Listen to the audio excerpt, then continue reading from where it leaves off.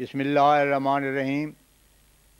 ملفوظات حضرت مسیح موعود 13 اگست 1905 دربار شام۔ ایک نامسلم صاحب رحیم آباد سے آئے ہوئے تھے۔ حضرت مولانا حکیم نور الدین صاحب نے ان کی زبانی بیان کیا کہ وہ پنڈت دیانند صاحب کے ساتھ 7 سال تک رہے ہیں۔ پھر خود نامسلم صاحب نے بیان کیا کہ میں نے ویدوں کو ایشور انند سے پڑھا ہے۔ حضرت حجت اللہ مسیح موعود علیہ الصلاۃ والسلام نے پوچھا کہ آپ کے قبول اسلام کی کیا تقریب ہوئی؟ جواباً کہا کہ اصل تو آپ کی پیشگوئیوں پر میری نظر تھی، اور اس کے بعد دیوریا کے مباحثہ میں مجھ پر اسلام کی سچائی واضح ہو گئی اور میں مسلمان ہو گیا۔ اس کے بعد انہوں نے سوال کیا کہ معراج کے متعلق حضور کی کیا رائے ہے، کیا وہ جسمانی تھا یا روحانی؟ اس کے جواب میں حضرت اقدس نے فرمایا، جب تک انسان بے خبر رہتا ہے اس کی باتیں نری اٹکلیں ہی ہوتی ہیں۔ ایسا ہی معراج کے متعلق لوگوں کا حال ہے، وہ اس کی حقیقت اور اصلیت سے بے خبر ہیں۔ ہم تو معراج کو بالکل بیداری تسلیم کرتے ہیں۔ ہاں، ایک بیداری دنیا داروں کی ہے اور ایک بیداری عارفوں، صادقوں، نبیوں اور خدا رسیدہ لوگوں کی بیداری ہوتی ہے، اور ان دونوں میں زمین و آسمان کا فرق ہے۔ حضرت صلی اللہ علیہ وسلم چونکہ تمام انبیاء علیہ السلام سے افضل اور تمام صادقوں اور عارفوں کے سردار ہیں، اس لحاظ سے یہ مرتبہ بھی آپ کا سب سے بڑا ہوا ہے۔ معراج ایک کشفی معاملہ تھا۔ یہ بھی یاد رہے کہ کشف 2 طرح کا ہوتا ہے۔ ایک کشف ایسا ہوتا ہے کہ اس میں غیبت حس زیادہ ہوتی ہے۔ دوسرا کشف ایسا ہوتا ہے کہ وہ بالکل بیداری کے رنگ میں ہوتا ہے اور دراصل ہوتی ہی بیداری ہے۔ اس قسم کے کشف کو خواب بھی کہہ ہی نہیں سکتے، اس قسم کے کشف کو خواب کبھی کہہ ہی نہیں سکتے، بلکہ ایسے کشف کو خواب کہنا ایسی ہی غلطی ہے جیسے کوئی دن کو رات کہہ دے۔ اس حالت کشف میں صاحب کشف وہ دیکھتا ہے جو دوسرے نہیں دیکھ سکتے، اور وہ اسرار مشاہدہ کرتا ہے جو دوسروں کو نصیب نہیں ہوتے۔ اس بیداری میں جو عام لوگوں کی حالت ہوتی ہے، اس بیداری کے مقابلہ میں صدہا پردے اور حجاب ہیں۔ اگر اس کو اندھا کہیں تو زیادہ مناسب ہے، اور اگر بہرا کہیں تو زیادہ موزون ہے۔ لیکن اس کشفی بیداری میں اعلیٰ درجے کی بینائی اور سنوائی عطا ہوتی ہے، جس میں صاحب کشف وہ حالات دیکھتا ہے جو کسی نے نہ دیکھے ہوں، اور وہ باتیں سنتا ہے جو کبھی نہ سنی ہوں۔ پس اس قسم کے بیداری کے ساتھ وہ معراج تھا، اور ایک لطیف اور روحانی جسم کے ساتھ تھا۔ انسان کے جسم 2 ہیں، ایک زمینی اور دوسرا آسمانی جسم ہے۔ زمینی جسم کے متعلق قرآن شریف میں آیا علم نجعل الارض کفاتا المرسلات آیت 26۔ پس حضرت صلی اللہ علیہ وسلم کا معراج جس جسم کے ساتھ ہوا وہ آسمانی جسم تھا۔ وہ معراج قابل تعریف نہیں جو عوام مانتے ہیں، کیونکہ ہر شخص اپنی حد تک بات کرتا ہے۔ بچہ اس حد تک ہی کہتا ہے جو کھیل تک محدود ہو، کم علم اپنی حد تک۔ اسی طرح یہ لوگ چونکہ اس حقیقت سے محض ناواقف ہیں، اس لیے اعتراض کرتے ہیں۔ اصل بات یہی ہے کہ ایسا کشفی رنگ تھا کہ اس کو ہرگز خواب نہیں کہہ سکتے۔ یہ سچی بیداری تھی جس میں حضرت صلی اللہ علیہ وسلم کو وہ کمال حاصل ہوا، اور یہ حاصل نہیں ہو سکتا جب تک کامل درجے کا تقدس اور تطہر نہ ہو۔ یہ تقریر سن کر شیخ عبدالحق صاحب نامسلم نے کہا، یہ تو بالکل سچ ہے، افسوس یہ مخالف مولوی ممبروں پر چڑھ کر کہتے ہیں کہ وہ معراج سے ہی منکر ہیں۔ اس پر حضرت اقدس مسیح موعود علیہ الصلوۃ والسلام نے سلسلہ تقریر شروع کیا اور فرمایا، جو کچھ اسلام کا زیور تھا، جس پر اسلام کو ہمیشہ ناز تھا، اور جو اسلام اور دوسرے مذاہب میں مابل امتیاز تھا، اس سے یہ لوگ بالکل بے خبر ہیں۔ اسلام کے سوا جس قدر مذاہب دنیا میں موجود ہیں، ان کی یہ حالت ہے کہ جیسے کوئی شخص اپنے محبوب کی بڑی تعریف کرے لیکن ساتھ ہی یہ کہہ دے کہ ہاں ایک آنکھ اس کی نہیں، اور دوسرا ساری تعریفیں کرنے کے بعد کہے کہ اس کی سنوائی نہیں یا ایک ٹانگ نہیں۔ غرض کوئی نہ کوئی نقص ضرور مانتے ہیں، پورے طور پر کامل محبوب تسلیم نہیں کرتے۔ اسلام میں یہ خوبی ہے کہ اس نے آسن طور پر خدا تعالیٰ کو دکھایا ہے، اور کبھی انسان شرمندہ نہیں ہو سکتا۔ جس قسم کا خدا انسانی فطرت تقاضا کرتی ہے وہ ایسے ہی اسلام میں پائے گی، کوئی نقص اور کمزوری اس میں نہیں ہے۔ اسلام ایسا مذہب ہے جو ایک ہی زندہ اور ابدی مذہب ہے، کیونکہ اس کی تاثیرات اور پھل ہمیشہ تازہ بتازہ موجود رہتے ہیں۔ لیکن ہمارے مخالف علماء اسلام کی عام خوبیاں تو بیان کرتے ہیں کہ وہ توحید کی تعلیم دیتا ہے، لیکن ایک اعلیٰ درجے کی خوبی کا انکار کرتے ہیں۔ ایسا تو ایک برہمو بھی کر سکتا ہے۔ فرض کرو کہ اگر ایک برہمو کہے کہ بے شک لا الہ الا اللہ کی تعلیم عمدہ ہے، اور میں بھی مانتا ہوں، خدا تعالیٰ کی صفات بھی مانتا ہوں، اور اللہ تعالیٰ کی قدرتوں پر ایمان لاتا ہوں، اور تمہاری طرح ہم بھی تناسب کے نقص بیان کرتے ہیں اور اس کی تردید کرتے ہیں، باوجود ان باتوں کے وہ حضرت صلی اللہ علیہ وسلم کی نبوت سے انکار کرتا ہے، تو کیا اس کی اتنی باتیں قابل قدر ہو سکتی ہیں؟ ہرگز نہیں۔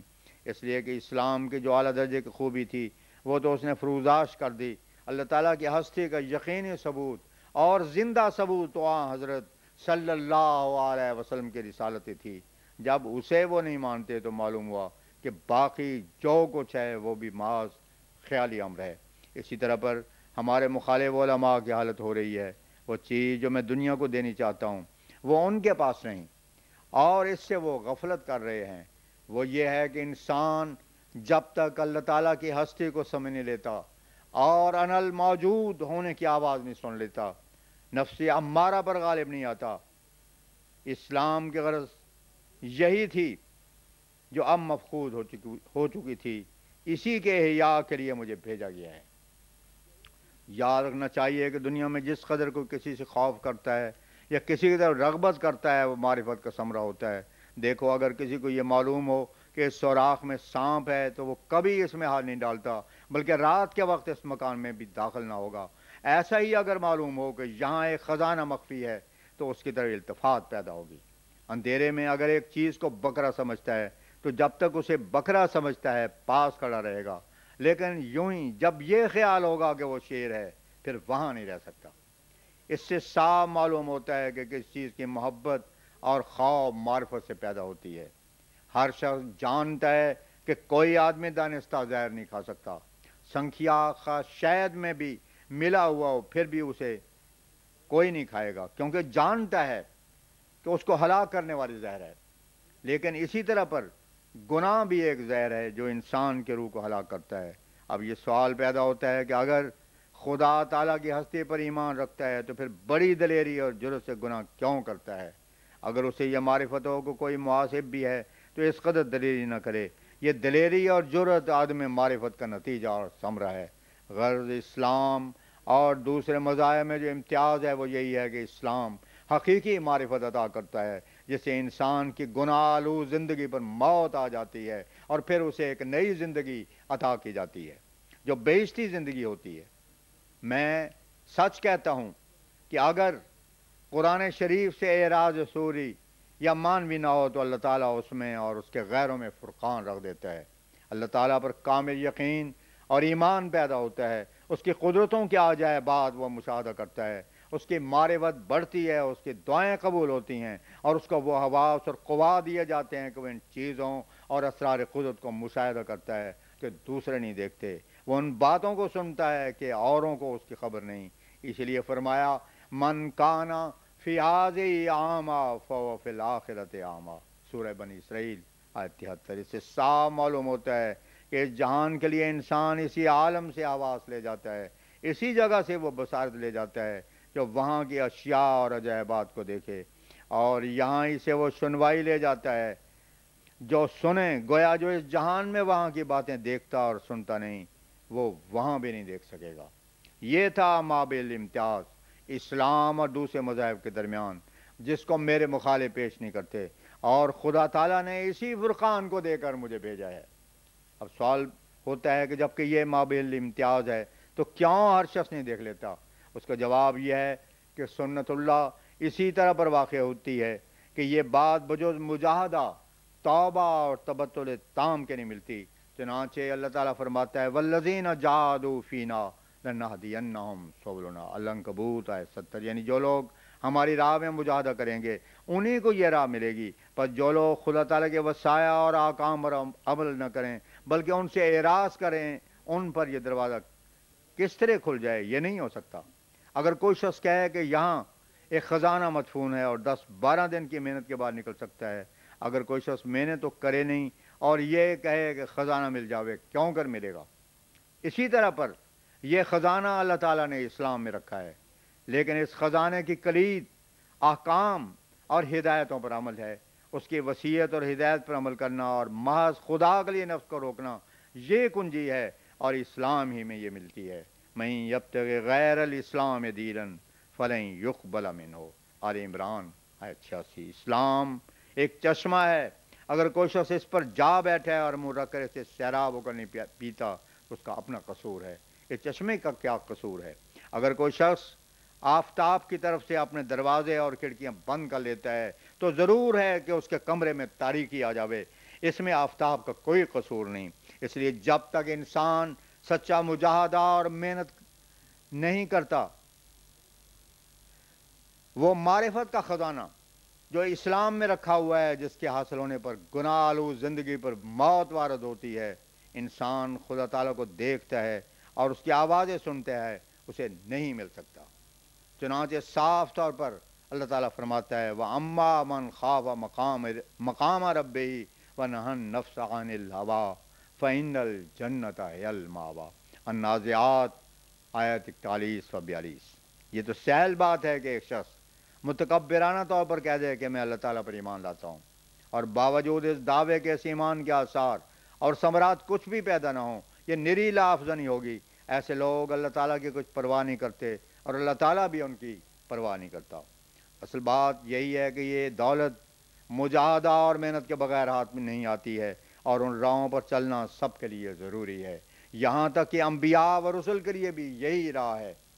ان کو جو فتوحات دیے جاتے ہیں وہ اسی راہ سے ملتے ہیں۔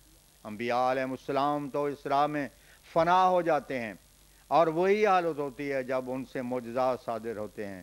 وہ عام لوگوں سے بالکل نرالی قوم ہوتی ہے۔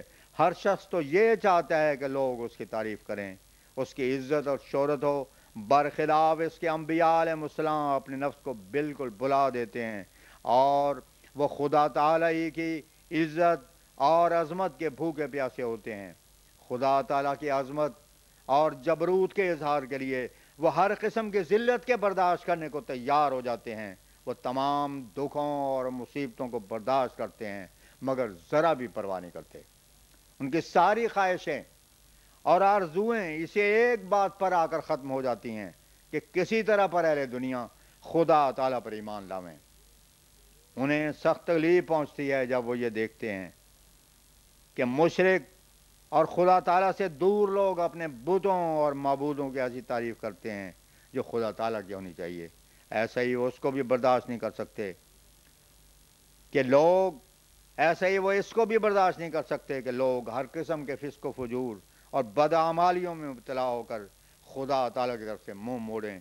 ایسی صورت میں ان کے دل پر قلق اور کرب کا استعلاء ہوتا ہے، پر جب ان کے دکھوں اور تکالیف کا اندازہ ہاتھ سے گزر جاتا ہے تو اللہ تعالیٰ پھر گوارا نہیں کرتا کہ وہ اس طرح پر تکلیف اور دکھ اٹھائیں، اس لیے وہ کرامت یا نشان ظاہر کرتا ہے۔